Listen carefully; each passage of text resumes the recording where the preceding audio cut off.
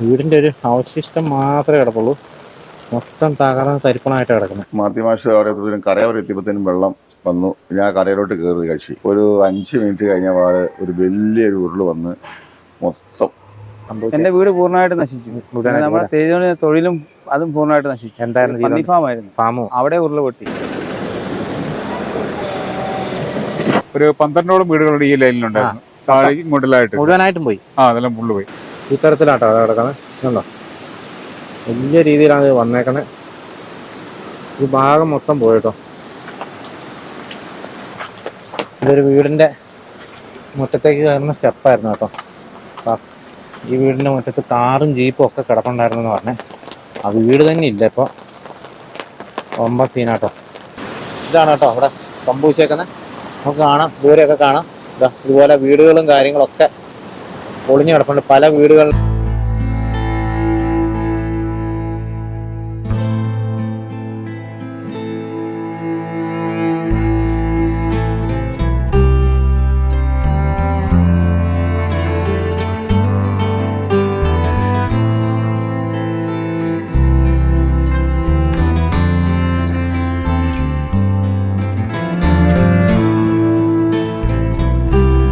കഴിഞ്ഞ ഒരാഴ്ചയായിട്ട് നമ്മൾ വയനാട് ജില്ലയിലെ മുണ്ടക്കൈ ഭാഗത്തും ചൂരൽമല ഭാഗത്തും ഒക്കെ ഉണ്ടായ അതിഭീകരമായ, ഒരുപക്ഷെ കേരളം കണ്ടതിൽ ഏറ്റവും വലിയ പ്രകൃതി ദുരന്തം എന്ന് വിശേഷിപ്പിക്കാൻ പറ്റുന്ന വയനാട്ടിലെ ആ ഒരു ഉരുൾപൊട്ടൽ മേഖലയിൽ തന്നെയായിരുന്നു. അതിൻ്റെ വാർത്തകളും കാര്യങ്ങളും അതുപോലെ തന്നെ രക്ഷാപ്രവർത്തനങ്ങളും കാര്യങ്ങളും ഒക്കെ ആയിരുന്നു ഒരാഴ്ചയായിട്ട് നമ്മൾ കണ്ടുകൊണ്ടിരിക്കുന്നത്. ഇപ്പോഴും അത് അവിടെ തുടരുന്നു. ഇന്ന് 7ാമത്തെ ദിവസമാണ്. പക്ഷേ അതിനിടയ്ക്ക് തന്നെ ഒരു 2-3 ദിവസങ്ങൾക്ക് മുന്നേ കോഴിക്കോട് ജില്ലയിലെ ഒരു ഉരുൾപൊട്ടലുണ്ടായി. കോഴിക്കോട് ജില്ലയിലെ വിലങ്ങാട് എന്ന് പറയുന്ന സ്ഥലത്ത്. വയനാട്ടിൽ ഇത്രയും വലിയ ഒരു ഉരുൾപൊട്ടൽ ഉണ്ടായതുകൊണ്ട് തന്നെ അധികം മാധ്യമ ശ്രദ്ധയോ അതുപോലെ തന്നെ ബന്ധപ്പെട്ട ആൾക്കാരുടെ ഒന്നും വലിയ ശ്രദ്ധയൊന്നും ഇങ്ങോട്ട് പതിഞ്ഞില്ല എന്നുള്ളതാണ് എനിക്ക് അറിയാനായിട്ട് സാധിച്ചത്. അതുകൊണ്ട് തന്നെ പുറലോകം അറിയാനൊക്കെ ഇച്ചിരി വൈകി. അപ്പോൾ ഞാനിപ്പോൾ ഉള്ളത് കോഴിക്കോട് ജില്ലയിലെ വിലങ്ങാട് എന്ന് പറയുന്ന സ്ഥലത്താണ്. നമ്മളിനി ആ ഒരു ഉരുൾപൊട്ടലിൻ്റെ ഭീകരമായ ദൃശ്യങ്ങളാണ് കാണാനായിട്ട് പോകുന്നത്. കുറേ അധികം 10-20 വീടിൻ്റെ അടുത്തൊക്കെ പോയിട്ടുണ്ടെന്നൊക്കെയാണ് എനിക്ക് അറിയാനായിട്ട് സാധിച്ചത്. അപ്പോൾ ഏതായാലും നമുക്കിനി ആ ഒരു സ്ഥലത്തേക്ക് പോകാം. അങ്ങനെ നമ്മൾ ആ ഒരു സൈറ്റിൽ എത്തിയിരിക്കുകയാണ്. ഇനി നിങ്ങൾ കാണാൻ പോകുന്നതാണ് ഇവിടുത്തെ ഭീകര ദൃശ്യങ്ങൾ കേട്ടോ. ഇവിടെയൊക്കെ ഒരു കടയും കാര്യങ്ങളൊക്കെ ഉണ്ടായിരുന്നു. അതിൻ്റെ തറയൊക്കെ നമുക്ക് കാണാം. കടയാണോ വീടായിരുന്നോ എന്നുള്ളതൊക്കെ നമുക്കിനി ആരോടെങ്കിലുമൊക്കെ ചോദിച്ച് മനസ്സിലാക്കാം. തറ മാത്രമായിട്ട് ഇവിടെ കാണുന്നുണ്ട്. അപ്പം അതിൻ്റെ മുകളിലാണ് ഞാൻ നിൽക്കുന്നത്. കണ്ടിട്ട് എനിക്ക് കടയുടെയാണെന്ന് തോന്നുന്നു. ഏതായാലും ഇതാണ് കേട്ടോ അവിടെ സംഭവിച്ചേക്കുന്നത്. നമുക്ക് കാണാം, ദൂരെയൊക്കെ കാണാം. ഇതുപോലെ വീടുകളും കാര്യങ്ങളൊക്കെ പൊളിഞ്ഞു കിടപ്പുണ്ട്. പല വീടുകളുടെയും ചോട്ടി കൂടെയാണ് ഇത് പോയിരിക്കുന്നത്. ഒത്തിരി വീടുകൾ പോയിട്ടുണ്ട്, ഒലിച്ചു പോയിട്ട് തന്നെയുണ്ട്. ഭാഗ്യത്തിന് ആളപായം ഒന്നും ഉണ്ടായില്ല എന്നുള്ളതാണ് അതായത് വയനാട്ടിൽ നടന്ന ഉരുൾപൊട്ടലിനെ അപേക്ഷിച്ച് നമുക്കിവിടെ ആശ്വസിക്കാൻ പറ്റുന്ന ഒരു കാര്യം. ഏതായാലും നമ്മളിപ്പോൾ ഈ ഒരു ഇതുണ്ടോ, നമുക്ക് ദൃശ്യങ്ങളിൽ കാണാം എന്താണ് ഇവിടെ നടന്നേക്കുന്നതെന്നുള്ളത്. വലിയ ഭീകരമായ ഉരുൾപൊട്ടൽ തന്നെയാണ് ഇവിടെ നടന്നേക്കുന്നത്. ഇവിടെ ഒരു പാലവും കാര്യങ്ങളൊക്കെ ഉണ്ടായിരുന്നു. ഇങ്ങോട്ടിപ്പോൾ വഴിയൊന്നുമില്ല.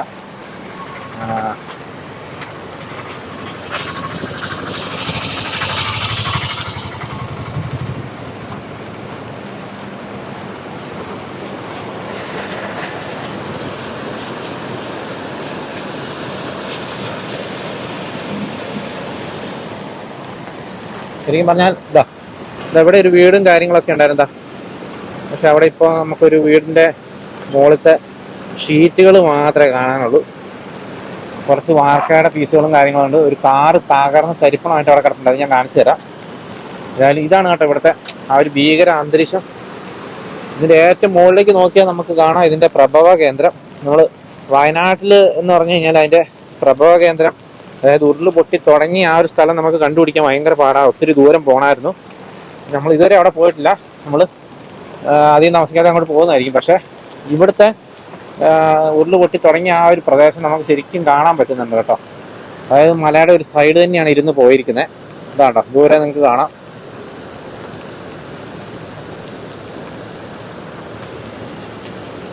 ഇവിടെയാണ് സംഭവം തുടങ്ങിയിരിക്കുന്നത് കേട്ടോ. അതുകൊണ്ട് ആ മലയുടെ ഒരു സൈഡ് മൊത്തം ചെത്തി ഇങ്ങ് ഇടിഞ്ഞ് പോന്നിരിക്കുകയാണ്. അവിടെ നമുക്കൊരു വെള്ളച്ചാട്ടവും കാണാം. ഒരുപക്ഷെ ഈ ഒരു കാണുന്ന പുഴ അല്ലെങ്കിൽ ഈ ചെറിയൊരു തോട് ഉണ്ടാകുന്നത് അവിടെ നിന്നായിരിക്കും. അവിടെ നിന്നാണ് ഈ സംഭവം ഇങ്ങനെ പാഞ്ഞ് വന്നിരിക്കുന്നത്. അതായത് ഈ പ്രദേശത്തെ വീടുകളും മറ്റുമൊക്കെ തകർത്തെറിഞ്ഞാണ് ഇവിടുന്ന് പോയിരിക്കുന്നത്. നമുക്കിവിടെ മണ്ണ് മാന്തുന്ന പരിപാടിയൊക്കെ നമുക്ക് കാണാം.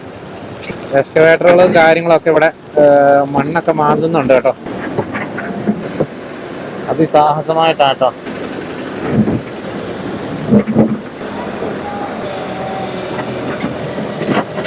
പിന്നെ നമുക്കിവിടെ ഇവിടെ ഒരു കാറ് കിടക്കുന്ന കാണാം കേട്ടോ. ഇതാ കാറ് പൊളിഞ്ഞ് നാശമായിട്ടാണ് കിടക്കുന്നത്.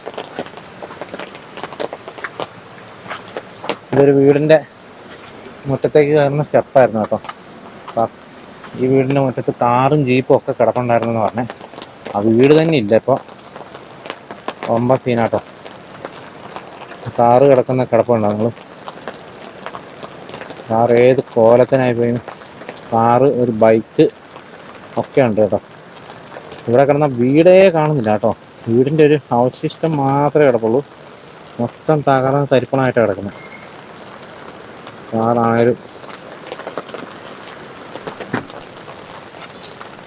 ഈ ജീപ്പൊക്കെ ഉരുളുപൊട്ടലിൽ നശിച്ചു പോയ കേട്ടോ.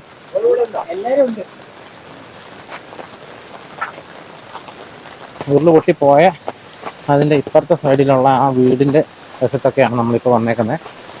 ഇവിടെ പല വീടുകളുടെയും മുക്കാലും പോയിരിക്കും കേട്ടോ. അത് ഭയങ്കരമായ രീതിയിൽ പോയിട്ടുണ്ട്. ഇപ്പുറത്തൊക്കെ കാണാം കേട്ടോ.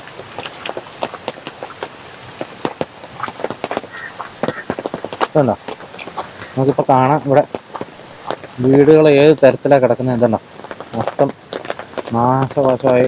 ഉണ്ടോ, വീടിൻ്റെ അകത്ത് മൊത്തം ചെളിയൊക്കെ കയറി മൊത്തം നശിച്ച് പോയിട്ടോ. വീട് പോയി നിന്ന് വീടിൻ്റെ ഒരു സൈഡൊക്കെ പോയിട്ടുണ്ട്.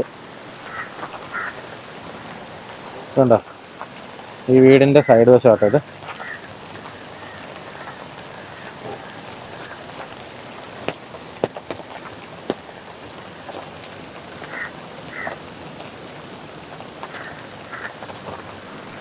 കറക്റ്റ് കണ്ടാൽ മനസ്സിലാവുമെന്ന് എനിക്കറിയത്തില്ല. ഇതുണ്ടോ, വലിയൊരു ഗർത്തമായിപ്പോയി കേട്ടോ. പോയ വഴിയൊക്കെ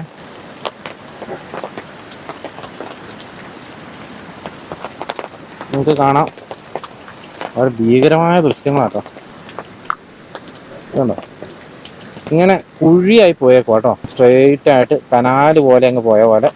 ഇത് വലിയ ഏരിയ കേട്ടോ. നമുക്കിത് കണ്ട ആ വീടിൻ്റെ വലിപ്പവും ഈ കുഴിയും കൂടെ നോക്കിയാൽ നിങ്ങൾക്ക് മനസ്സിലാവും. അത്രയും ആഴത്തിലാണ് ഈ കുഴി ആയി പോയിരിക്കുന്നത്. മൊത്തം അങ്ങനെ ആയിപ്പോട്ടെ. അത്രയും ഭാഗത്തെ മണ്ണ് അങ്ങ് പോയി എന്നുള്ളതാണ് അതിൻ്റെ അകത്ത് സത്യം. ഇവിടെ ഒരു വീടുണ്ട്. വീടിൻ്റെയൊക്കെ ചേർന്നുള്ള ഭാഗമാണ് പോയിരിക്കുന്നത്. ഇനി അതൊക്കെ ഒന്നും ഉപയോഗിക്കാൻ പറ്റാത്ത അവസ്ഥയായി. അതുപോലെ ആ വീട്, ഈ ഭാഗത്ത് നിരവധി വീടുകൾ പോയിട്ടുണ്ട് കേട്ടോ. നമുക്ക് ഇവിടെ ഒന്ന് നോക്കിയാൽ കുറച്ചുകൂടെ മനസ്സിലാവും ഇതിൻ്റെ ഭീകരാവസ്ഥ. ഉണ്ടോ,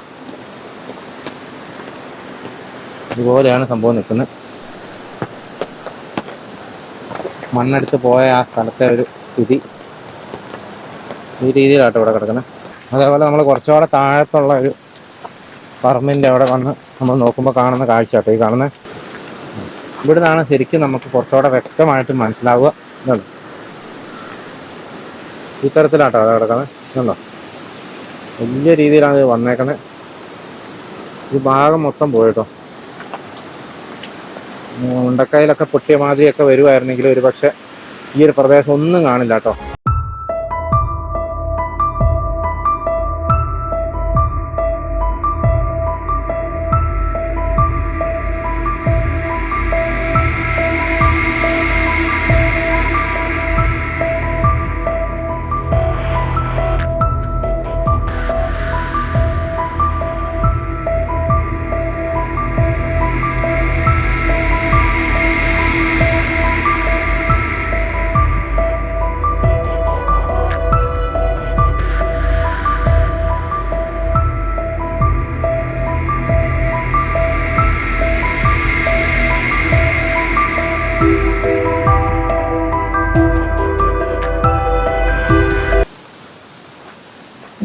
അതേപോലെ നമ്മൾ ഇപ്പം കണ്ട ഉരുളുപൊട്ടലിൻ്റെ നമ്മൾ ആദ്യം കണ്ട സ്ഥലം എന്താ ആ ഭാഗത്താണ്. അവിടുന്ന് മുകളിലേക്കുള്ള ദൃശ്യങ്ങളാണ് നമ്മൾ കണ്ടത്. അതിൻ്റെ നേരെ ഇപ്പുറത്തെ വശത്ത് ഇതേപോലെ തന്നെ പൊട്ടി വന്നിട്ടുണ്ട്. പക്ഷെ ഈ ഭാഗത്ത് വീടുകൾക്കധികം നല്ല ഈ ഭാഗത്ത് വീടുകൾക്കൊന്നും വലിയ പ്രശ്നമൊന്നും ഉണ്ടായില്ല. ഉണ്ടോ, വലിയ കല്ലുകളൊക്കെ ഉരുണ്ട് വന്നിവിടെ വന്നിരിക്കുന്നത് നിങ്ങൾക്ക് കാണാം. കണ്ടോ, ഒത്തിരി മുകളിലേക്ക്.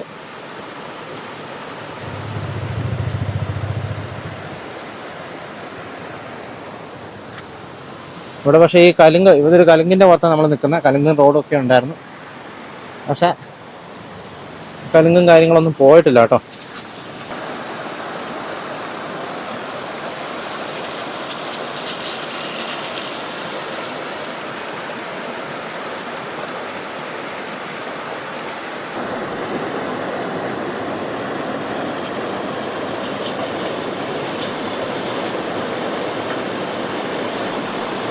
ചേട്ടൻ്റെ പേരെങ്ങനെയാ?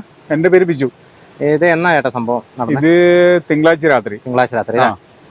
അപ്പൊ അതായത് വയനാട് ഉണ്ടായ അന്ന് തന്നെ? വയനാടുണ്ടായ അന്ന് രാത്രി തന്നെ ആണല്ലേ? ആ. ഓഹോ. അന്ന് വെളുപ്പിനെ. ഇത് എത്ര വീടുകളും കാര്യങ്ങളൊക്കെ പോയി? വീടുകളിൽ ഈ ലൈനിൽ എന്ന് പറഞ്ഞാല് ഏതാണ്ട് ഒരു 12ഓളം വീടുകളുടെ ഈ ലൈനിലുണ്ടായിരുന്നു. താഴെ ഇങ്ങോട്ടിലായിട്ട് മുഴുവനായിട്ടും പോയി? അതെല്ലാം ഫുള്ള് പോയി. ആണല്ലേ? എത്ര പിന്നെ വീടുകൾക്ക് കേടുപാടുകൾ. എത്ര ആൾക്കാർക്ക് ആർക്കെങ്കിലും എന്തൊരു പറ്റിയോ? ആൾക്കാർക്ക് ഒരു ജീവായുണ്ട്. ഒരാൾ വെച്ചു. ആണോ? അതെ. പക്ഷെ ആദ്യത്തെ ദിവസം കേട്ടിട്ടില്ലായിരുന്നല്ലോ, പിന്നീട് പരിക്ക് പറ്റിയ വെച്ചാ? പരിക്ക് പറ്റിയല്ല, അന്നേ ദിവസം തന്നെ കൂടെ പുള്ളി എല്ലാ രക്ഷാപ്രവർത്തനത്തിലൊക്കെ കൂടെ ഉണ്ടായിരുന്ന ആളാണ്. അപ്പൊ ആ പുള്ളിയാണ് ഇങ്ങനെ സംഭവിച്ചത്. ആണല്ലേ? ഒരാളെ മരിച്ചല്ലേ? ഒരാളെ മരിച്ചു. അപ്പൊ ബാക്കിയുള്ളവരൊക്കെ അപ്പൊ എങ്ങനെയാ ഇത് നേരത്തെ? എല്ലാവരും ഈ ചെറിയ ചെറിയ സൂചന ഉരുൾ വിട്ടുപോയി. ഇപ്പൊ എന്തൊക്കെയാ അങ്ങോട്ടും ഇങ്ങോട്ടും ചെറിയ ചെറിയ 1-2 പൊട്ടി ഇത് തന്നെ ഈ വഴിക്ക് തന്നെ 3 ഉരുളുകൾ വന്നു. അപ്പൊ എന്തൊക്കെയാ ചെളിയെല്ലാം മാറ്റി കണ്ടുകൊണ്ട് ആൾക്കാരെല്ലാം അങ്ങോട്ടും ഇങ്ങോട്ടെല്ലാം മാറി. സുരക്ഷിത സ്ഥാനത്തേക്ക് അങ്ങോട്ടും ഇങ്ങോട്ടെല്ലാം മാറിയില്ല. ചേട്ടന്റെ വീട് ഇവിടെ തന്നെയാണോ? എന്റെ വീട് ഇവിടുന്ന് കുറച്ചും അപ്പുറത്തേക്കാണ്. എന്റെ വീട് ഞാൻ ഇപ്പൊ താമസിക്കുന്ന ഇവിടുത്തെ കുറച്ച് അപ്പുറത്തേക്ക് മാറി. വലിയ സൗണ്ടോട് കൂടി ആയിരിക്കുമല്ലോ വന്നത്? അതെ, ഭയങ്കര ഇതായിരുന്നു. ഇത് മറ്റേ വയനാട് വിഷയം ഉള്ളതുകൊണ്ട് പുറത്തേക്ക് അറിയാൻ അറിഞ്ഞില്ല. എങ്ങനെയാ ഇതിന്റെ ഇപ്പൊ ഇവിടെയുള്ള ബാക്കിയുള്ള ആൾക്കാരൊക്കെ എങ്ങോട്ടാ മാറിയിരിക്കുന്നത്? ആൾക്കാർ ഇപ്പം അവിടെ എവിടെയും ക്യാമ്പിലൊക്കെ, താഴെയൊക്കെ വെലങ്ങാട് സ്കൂളിന്റെ ക്യാമ്പിലും പിന്നെ അങ്ങോട്ടൊക്കെ പുറത്തേക്കെല്ലായിട്ട് മാറിയായിരുന്നു. ക്യാമ്പിലേക്ക് അല്ലേ? വീടുകളും അല്ലാണ്ട് ഒത്തിരി വാഹനങ്ങളും പോയിട്ടുണ്ടാവും അല്ലേ? വാഹനങ്ങൾ ഇവിടുത്തെ ഈ വീട്ടിലെ തൊട്ട് മുകളിലത്തെ വീട്ടിലെ ഒരു 2 കാറും 2 ബൈക്ക്, ഒരു ജീപ്പ് അവിടെ എടുത്ത് വെച്ചിട്ട് തങ്ങി നിന്നിട്ട് കിട്ടി. അവർക്ക് കിട്ടി. കാറിന്റെ ഒന്നും ഒരു വീരൊന്നും അറിയില്ല. കാറ് അവിടെ കിടപ്പുണ്ട്. പൊടിഞ്ഞ കിടപ്പുണ്ട്. അവിടെ പൊടിഞ്ഞ അവിടെ തന്നെ. ഇവിടെ വായനശാല, ഈ കടയുടെ തൊട്ടുപുറത്തെ വായനശാലയായിരുന്നു. ഇവിടെയാ? ഈ റോഡിന്റെ സൈഡ് കയറുന്ന തന്നെ. ഇവിടെ ഒരു വായനശാല ഉണ്ടായിരുന്നു. പിന്നെ ഈ കാണുന്ന ഇപ്പൊ ചേട്ടൻ നിൽക്കുന്ന നീല അതൊരു കടയാണ്. അതൊരു കടയായിരുന്നു അല്ലേ? അതിന്റെ തറയടയുണ്ട്. അതെ, അതിന്റെ ഇപ്പുറത്തേക്ക് ഒരു ചിക്കൻ സ്റ്റാൾ ഉണ്ടായിരുന്നു. ഓ, അവിടെയും കടകളുണ്ടായിരുന്നല്ലേ? ഇപ്പത്തോട്ടുണ്ടായിരുന്നല്ലേ? അതിനോട് ചേർന്ന് തന്നെ. പിന്നെ ഇവിടെ ഒരു 3 പേർ കടയായിരുന്നു. ഇവിടെയും കടയുണ്ടായിരുന്നു. തൊട്ടുപുറത്തെ ഒരു ഗ്രോട്ടോ ഉണ്ടായിരുന്നു. ഇതുകൊണ്ട് തന്നെ വലിയൊരു പാറയിൽ ഒരു ഗ്രോട്ടോ ഉണ്ടായിരുന്നു. അതൊക്കെ പോയില്ലേ? ഇതും നല്ലായിരുന്നു. ഇങ്ങനത്തെ ഒരു കണ്ടീഷൻ ഇല്ലായിരുന്നു സ്ഥലം ഉണ്ടായിരുന്നു. ആണല്ലേ? വഴിയാക്കിയതായിരിക്കും. ഇവിടെ ഈ റോഡിന്റെ സൈഡ് കയറുന്നായിരുന്നു പുഴ ഒഴിക്കാനായിരുന്നു. ഈ റോഡ് ഇതൊരു റോഡാണ്. ഈ റോഡിന്റെ കെട്ടിന്റെ സൈഡ് കയറുന്ന തന്നെയായിരുന്നു പുഴ. ആദ്യത്തെ പുഴ ഉണ്ടായിരുന്നത്. ഗതിയെല്ലാം മാറി. ഓ, അങ്ങനെ ഗതി മാറി തുടങ്ങി. അത് തന്നെ വയനാട്ടിൽ സംഭവിച്ചത്. അതെ, അങ്ങനെ ക്രോസ് ആയിട്ടല്ലേ? ക്രോസ് ആയാണ്. അപ്പൊ അവിടെ ഈ കാണുന്ന വീടുകൾ ഉണ്ടായിരുന്നാണ് ആ സ്ഥലങ്ങളിലൊക്കെ. ആ സ്ഥലങ്ങളിലൊക്കെ വീടുണ്ടായിരുന്നാണ്. ഇവിടെയൊക്കെ വീടുണ്ടായിരുന്നല്ലേ? ഒറ്റ നേരെയുള്ള വരവല്ലായിരുന്നല്ലേ? അല്ല. അതായത് വരുന്ന വരത്തിന് ഓരോ മലക്കും തട്ടിയിട്ട് അങ്ങോട്ടും ഇങ്ങോട്ടും നേരെയുള്ള വരവാണെങ്കിൽ ആ വീടൊക്കെ പോയില്ലേ? അതെ, ഇവിടെ ഈ കല്ല് വന്ന് അടിക്കുന്നില്ലേ, ഈ താഴേക്ക് ഇവിടെ അങ്ങ് പോകുന്നതാണെങ്കിൽ പിന്നെ ഒരു വീടും ഉണ്ടാവില്ല. അങ്ങോട്ട് കുറെ റോഡൊക്കെ അങ്ങ് പോകും. ആണല്ലേ? അങ്ങോട്ട് നല്ല ഇറക്കമാണല്ലോ. ആ കടയുടെ തൊട്ട് താഴെ തന്നെ ഒരു വീടുണ്ട്. അവിടെ ഒന്നുമില്ല. ആണല്ലേ?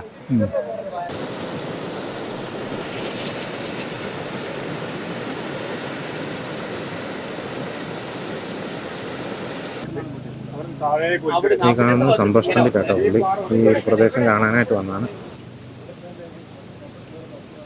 നിങ്ങൾക്ക് ഈ ദൃശ്യങ്ങളിൽ കാണാം. ഇത് ഞാൻ ആ വഴിക്ക് അവിടുന്ന് മുകളിലേക്ക് ഉള്ളൊരു കണ്ടൊരു റോട്ടിൽ കൂടെ പോയതാട്ടോ. ഇവിടെയൊക്കെ ചെറിയ കോൺക്രീറ്റ് റോട്ടിൽ കൂടെ വരെ ഇതൊക്കെ കയറി കൊടുക്കുകയാണ്. ഇത് റബ്ബർ തോട്ടമാണ്. റബ്ബർ തോട്ടമൊക്കെ എങ്ങനെ കിടക്കുന്നതെന്ന് നിങ്ങൾക്ക് കണ്ടാൽ അറിയാം. അതുപോലെ ഇതിങ്ങനെ പൊട്ടിപ്പോയ വഴിയാട്ടോ. ഏറ്റവും മുകൾ ഭാഗത്തുള്ള ഒരു സ്ഥലമാണ്.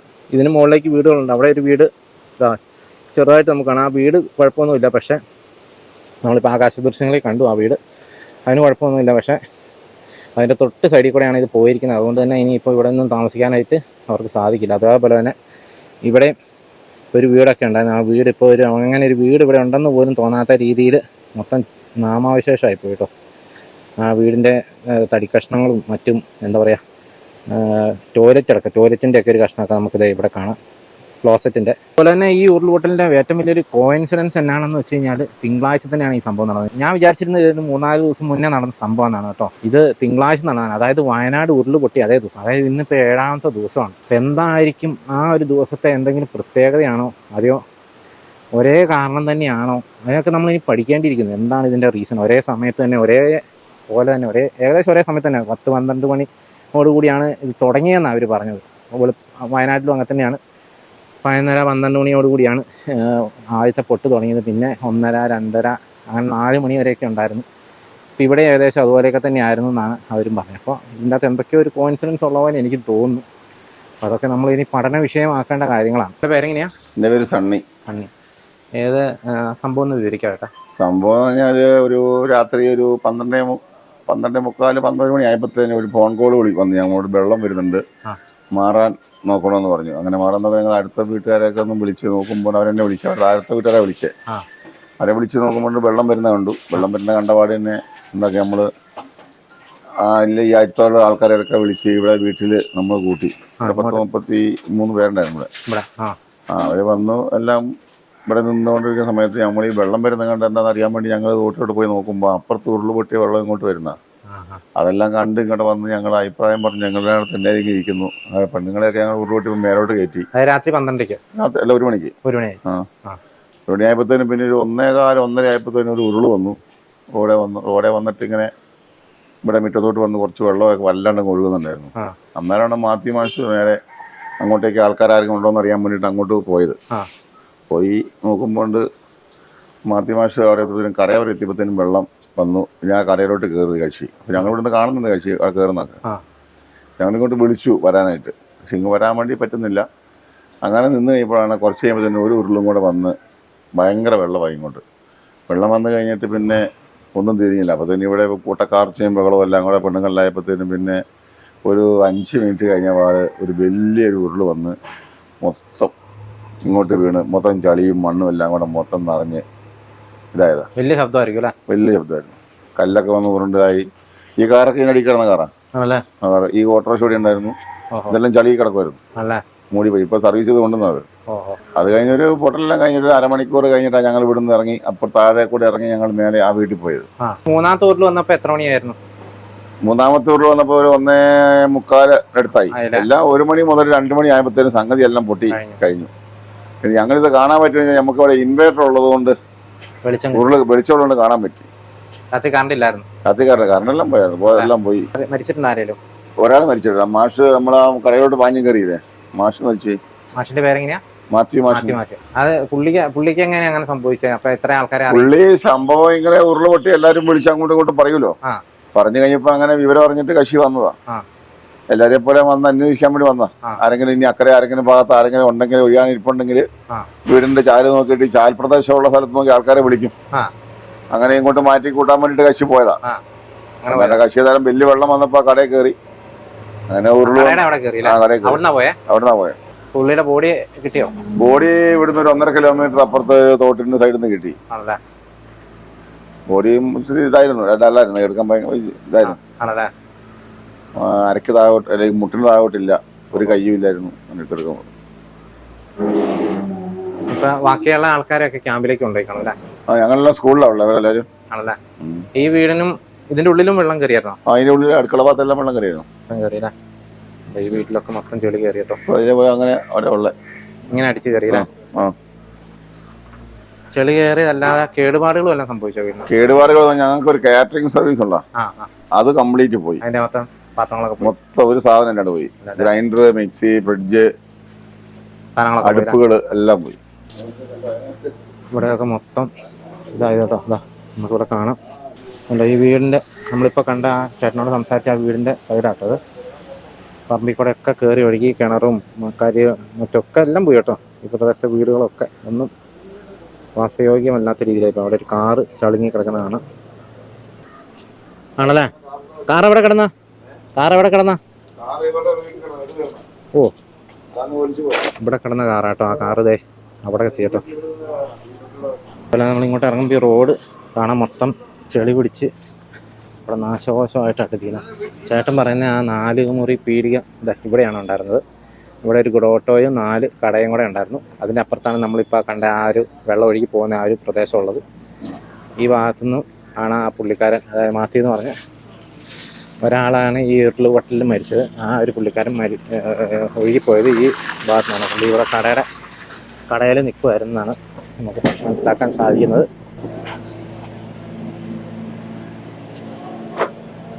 അവിടെയൊക്കെ മണ്ണ് മാന്തുന്ന ഇതൊക്കെയാണ് നമ്മളിപ്പോൾ കണ്ടുകൊണ്ടിരിക്കുന്നത്. റോഡാണേലും മൊത്തം ചെളിയും കല്ലും ഒക്കെ ഉരുണ്ട് വന്ന് ഇതൊക്കെ ഇപ്പോൾ ക്ലിയർ ചെയ്താണ്. കാരണം ഒരാഴ്ച കഴിഞ്ഞല്ലോ, കഴിഞ്ഞ തിങ്കളാഴ്ച നടന്ന സംഭവമാണ്. പുറം ലോകം അറിയാൻ വൈകിപ്പോയതുകൊണ്ട് മാത്രമാണ്. പിന്നെ അവിടുത്തേനെ അപേക്ഷിച്ച് ഇവിടെ അധികം അങ്ങനെ ആളപായവും കാര്യങ്ങളൊന്നും ഉണ്ടായില്ല. ഒരാളെ മരിച്ചുള്ളൂ. അത് മാത്രമാണ് നമുക്ക് ഇതിൻ്റെ അകത്തൊരു സത്യം പറഞ്ഞാൽ ചെറിയൊരു തോതിലെങ്കിലും ഒരു ആശ്വാസകരമായിട്ടുള്ളൊരു വാർത്ത. ഈ പർവ്വത പ്രദേശങ്ങളും മലയോരങ്ങളും ഒക്കെ കാണാൻ വളരെയധികം ഒത്തിരി നല്ല ഭംഗിയാണ് ഇതൊക്കെ കാണാനായിട്ട്. എപ്പോഴും ഒരു മഞ്ഞൊക്കെ പൊതഞ്ഞ് മഴയൊക്കെ പെയ്ത് കഴിഞ്ഞാൽ നല്ല ഭംഗിയുള്ള സ്ഥലമാണ്. എൻ്റെ നാടും ഇതേപോലെ ഒരു സ്ഥലത്ത് തന്നെയാണ്. പക്ഷേ ഈ അടുത്തായിട്ട് ഇതിൻ്റെ ഭംഗിയൊക്കെ അങ്ങ് പോയി പോകും കേട്ടോ. കാരണം ഈ അടുത്തായിട്ട് നമുക്കറിയാം വയനാട് ഉൾപ്പെടെ ഈ ഒരു പ്രദേശമൊക്കെ എല്ലാം നല്ല നല്ല ഭംഗിയുള്ള സ്ഥലങ്ങളായിരുന്നു. പക്ഷേ അവിടെ ആ പ്രദേശങ്ങളൊക്കെ പാവപ്പെട്ട ജനങ്ങളെ ചതിച്ചിരിക്കുകയാണ്.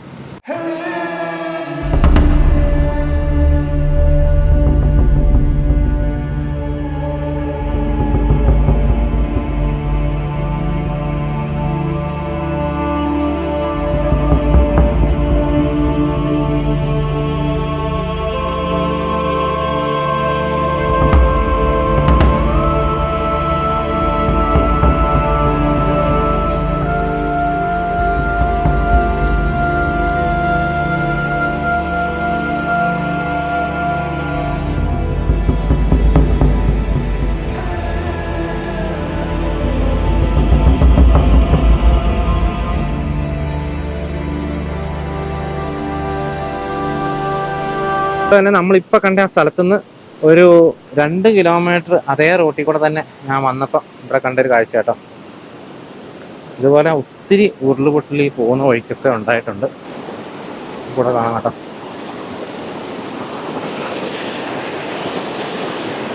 ഇത് പിന്നെ വനമായതുകൊണ്ട് ഈ ഭാഗത്ത് നമുക്ക് അത്ര ബുദ്ധിമുട്ട് വന്നിട്ടോ. പക്ഷേ ഈ വീടിൻ്റെ സൈഡൊക്കെ പോയി കേട്ടോ. നമ്മളിപ്പോൾ ഇച്ചിരി മുന്നേ കണ്ട ആ ഒരു പ്രദേശത്തു നിന്ന് ഇങ്ങോട്ടുള്ള റോഡാട്ടോ നമ്മൾ ഈ കാണുന്നത്. നമുക്ക് കാണാൻ 2 സൈഡിലും വീടുകളൊക്കെ ഉള്ള സ്ഥലമാണ്. എല്ലായിടത്തും റബ്ബർ തോട്ടവും കാര്യങ്ങളൊക്കെ ഉള്ള പണ്ടത്തെ കുടിയേറ്റക്കാരാട്ടോ എല്ലാവരും. കഷ്ടപ്പെട്ട് ഉണ്ടാക്കിയതൊക്കെ ഇപ്പോൾ ഈ ഒരു സംഭവം കാരണം ഇനിയിപ്പോൾ ഈ പ്രദേശത്തുള്ള എല്ലാവരും ഒഴിഞ്ഞു പോകേണ്ടി വരുന്നുണ്ടോ. ഇവിടെ ഒത്തിരി വീടുകളും കാര്യങ്ങളൊക്കെ ഉള്ളതാണ്. കുറേ അധികം വീടുകളുണ്ട് കേട്ടോ. ഇവിടെയൊക്കെ കാണാം നമുക്ക് ചെറിയ രീതിയിലെങ്കിലും ഇവിടെയൊക്കെ പൊട്ടിയിട്ടുണ്ട്. പോകുന്ന വഴിക്കൊക്കെ പല സ്ഥലത്തും ചെറിയ രീതിയിലൊക്കെ പൊട്ടിയിട്ടുണ്ട്. ഇവിടെ താഴെ നമുക്ക് കാണാം എന്താ ഇവിടെ ഈ ഒരു പാലമൊക്കെ പോയിരിക്കും കേട്ടോ. ഇതുപോലെ പാലം പോയി. ഇവിടെ ഒരു കെട്ടിടം ഉണ്ടായിരുന്നു തോന്നുന്നു അല്ലേ. ഇവിടെ ഒരു കെട്ടിടം ഉണ്ടായിരുന്നു. ഇതാ ഈ പാലം മുഴുവൻ പോയി. ഇപ്പോൾ അവിടെ കവുങ്ങുകൊണ്ട് പാലം ഉണ്ടാക്കി വെച്ചിരിക്കുകയാണ്. ഇവിടെ ഒരു വീടുണ്ടായിരുന്നു. എങ്ങോട്ട് നോക്കിയാലും ഇതുകൊണ്ട് ഒത്തിരി നാശനഷ്ടം ഉണ്ടായിട്ടുണ്ട് കേട്ടോ. ചേട്ടാ ഈ റോഡ് എങ്ങോട്ട് പോകുന്നേ? വായട് കോളനിയിലെ അവിടെ ഒരു 60 വീടുകളുണ്ടല്ലേ. ആണല്ലേ. 60 വീടുകളിലേക്കുള്ള ഒരു പാലമാണ് ആ പോയിരിക്കുന്നത്. ഇവിടെയുള്ള ആൾക്കാരൊക്കെ വർഷങ്ങളായിട്ടുള്ള താമസക്കാരാട്ടോ. 10, 60, 70 വർഷമായിട്ടുള്ള താമസക്കാരാണ് ഈ പ്രദേശത്തുള്ള. എല്ലാവരും കുടിയേറ്റക്കാരാണ്. നമുക്ക് ആ ദൂരെ കാണാം ആ മല കണ്ടോ. അതിൻ്റെ ഒരു വശത്ത് അപ്പുറത്തെ സൈഡിലാണ് നമ്മൾ നേരത്തെ കണ്ട ആ ഒരു പൊട്ടലുള്ളത്. പക്ഷേ ഇപ്പം നമ്മളുള്ളത് അതിൻ്റെ ഇങ്ങേ വശത്താണ്. 2 സൈഡിലോട്ടും എങ്ങോട്ട് ക്യാമറ തിരിച്ചാലും വീടുകൾ മാത്രമേ ഉള്ളൂ കേട്ടോ. ഒത്തിരി വീടുകളുണ്ട്. എനിക്ക് തോന്നുന്നത് ഞാനിപ്പോൾ ഇത്ര ദൂരം പോകുന്ന ആ സ്ഥലത്ത് തന്നെ ഒരു 500 വീടെങ്കിലും കാണും. അതുപോലെ വീടുകളുണ്ട്, കടകളുണ്ട്, എല്ലാ കാര്യങ്ങളും. ഒരു നാടുണ്ടെങ്കിൽ ആ നാട്ടിലുള്ള എല്ലാ സംഭവങ്ങളുണ്ട്. ക്ലബും പള്ളിയും എല്ലാ കാര്യങ്ങളും ഉണ്ട്. ഇതാണ് ആ മല. അവിടെ നിന്നാണ് പൊട്ടി വന്നിരിക്കുന്നത്. ഈ ഒരു പ്രദേശത്ത് 30 സ്ഥലത്തെങ്കിലും ഉരുൾ പൊട്ടിയിട്ടുണ്ടെന്നാണ് ഇപ്പോൾ നമുക്ക് ഇവിടുന്ന് ഒരു ചേട്ടൻ പറഞ്ഞു. അല്ലേ. ആ വഴിക്ക് മുകളിലേക്കും താമസക്കാരുണ്ടെന്നുണ്ട്. അവിടെ കടയുണ്ട്, ഇവിടെ താഴെയുണ്ട്. എങ്ങോട്ട് നോക്കിയാലും കടകളുണ്ട് കേട്ടോ. ഇവിടെ നമുക്കൊരു പള്ളിയാണ്. ഈ പള്ളി കഴിഞ്ഞ ദിവസം പള്ളിയും ഇതിന്റെ കോമ്പൗണ്ടൊക്കെ കഴിഞ്ഞ ദിവസം ക്യാമ്പുകളായിരുന്നു. പക്ഷെ ഇപ്പൊ അതൊക്കെ ഒഴിവായി എന്ന് പറഞ്ഞാൽ നമ്മളിനി ഏതായാലും ഒരു ക്യാമ്പിലേക്ക് നമ്മൾ പോകുന്നുണ്ട്. ഇവിടെയും ഇവിടെ വീടുകളും വണ്ടികളൊക്കെ ഇങ്ങോട്ടൊക്കെ ബസ് സർവീസ് ഉള്ള സ്ഥലമായിരുന്നു. ആ ബസ് അങ്ങോട്ട് പോകാൻ സ്ഥലമില്ല, വഴിയില്ലാത്തതുകൊണ്ട് നിർത്തിയിട്ടേക്കുന്നതാണ് ഈ കാണുന്നത്. നമ്മൾ നേരത്തെ കണ്ട ആ രണ്ടാമത്തെ പൊട്ടലുള്ള സ്ഥലമാണ് ഇത് ഇവിടെ എത്തിയിരിക്കുന്നത്. ഞാനിപ്പോൾ ഇച്ചിരി ദൂരം അങ്ങോട്ട് പോയി നോക്കിയതാണ്. ഇതാണ് ആ രണ്ടാമത്തെ പൊട്ടൽ നടന്ന സ്ഥലം. നമ്മൾ ഇച്ചിരി മുന്നേ കണ്ടു. ഇതാണ് ആ സ്ഥലം. ഇതാണ് ആദ്യത്തെ, അതായത് മെയിൻ പൊട്ടൽ നടന്ന ആ സ്ഥലമാണ് നമ്മളിപ്പോൾ ഈ കണ്ടുകൊണ്ടിരിക്കുന്നത്. ഇതാ ഇവിടെയൊക്കെ കുറേ കടകളും കാര്യങ്ങളും ഒക്കെ ഉണ്ടായിരുന്നു. ഒന്നും ഇല്ലാട്ടോ ഇപ്പോൾ ബാക്കി. ആകെ ഈ ഒരു കെട്ടിടം മാത്രമേ ബാക്കിയുള്ളൂ. അതേപോലെ തന്നെ റോഡ് നമുക്ക് ഈ ദൃശ്യങ്ങളിൽ കാണാം. ഇങ്ങനെ താഴോട്ടായിരുന്നു റോഡ് പോയിക്കൊണ്ടിരുന്നത്. പക്ഷേ ഇപ്പോൾ റോഡ് മൊത്തം ഒലിച്ചു പോയതുകൊണ്ട് ഇങ്ങനെ ആക്കിയിരിക്കുകയാണ് റോഡ്.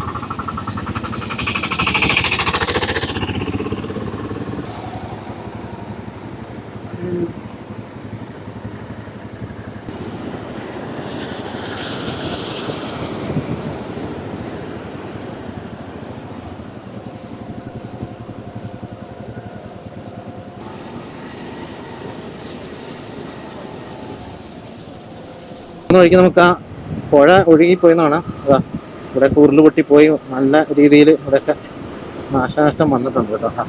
പുഴ 2ആയിട്ട് 3ആയിട്ടൊക്കെ തിരിഞ്ഞാണ് ഒഴുകിയേക്കുന്നത്. എന്തോ നടുഭാഗത്തൊരു തുരുത്ത് പോലെ ആയിപ്പോയി.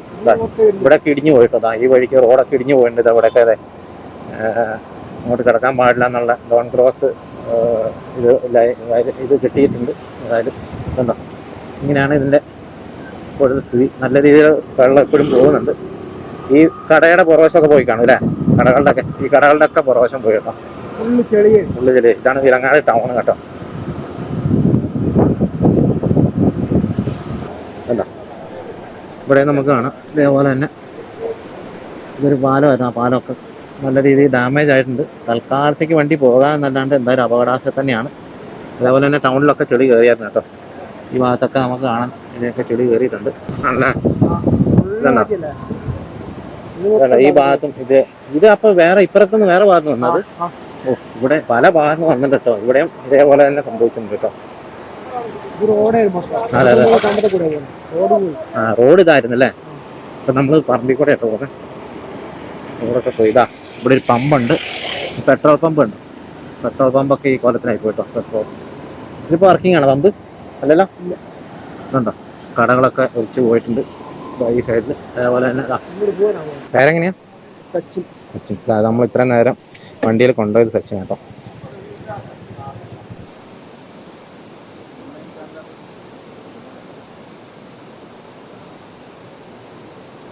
ഇവിടെയൊക്കെ റോഡ് ഇടിഞ്ഞ് തകർന്ന രീതിയിലാണുള്ളത്. ഇത് വിലങ്ങാട് ടൗണാട്ടോ. ടൗണിൻ്റെ ഭാഗമായിട്ടുള്ള പെട്രോൾ പമ്പാണ്. ഈ പെട്രോൾ പമ്പൊക്കെ കവർ ചെയ്ത് വെള്ളം പോയതാണ്. ഇപ്പോൾ പെട്രോൾ പമ്പൊന്നും വർക്ക് ചെയ്യുന്നില്ല.